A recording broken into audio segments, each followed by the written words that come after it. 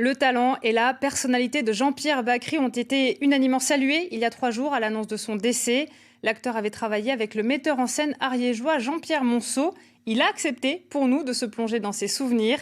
Et c'est un Bacry souriant que l'on découvre. Geoffrey Berg et Pascal Dussol.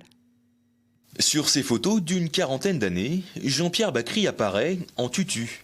Il faut se pincer pour y croire, mais ces images existent bel et bien, préservées dans les archives du metteur en scène Jean-Louis Manceau. À cette époque-là, il avait 25 ans, c'était pas du tout le Bacry bougon, râleur qu'on connaît. Râleur un peu quand même, si, il avait une tête de mule quand même. Et c'était un mec très jovial, très marrant. Qu'est-ce qu'on a pu déconner sur ce spectacle? Dans une pièce intitulée Les Catcheuses, le metteur en scène offrit à Jean-Pierre Bacry son tout premier rôle au théâtre en 1977.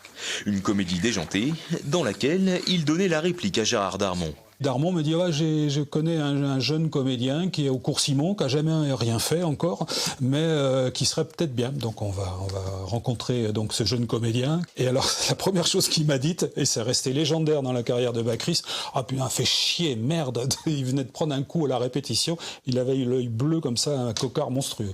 Bref, donc on discute de la pièce et puis très vite on a fait affaire.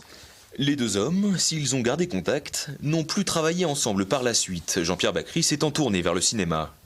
Mais de cette époque, Jean-Louis Manceau garde une précieuse relique. Une pièce que Jean-Pierre m'avait confiée à l'époque des Catcheuses.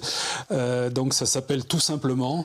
C'est son écriture d'ailleurs. Et c'est une pièce qu'il avait écrite. C'est sa première pièce qu'il a écrite. Et il voulait que je la mette en scène.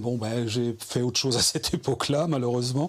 Et cette pièce, je crois, n'a jamais été ni éditée ni montée. Donc c'est une pièce inédite là, qui dort là, de Jean-Pierre Bacry.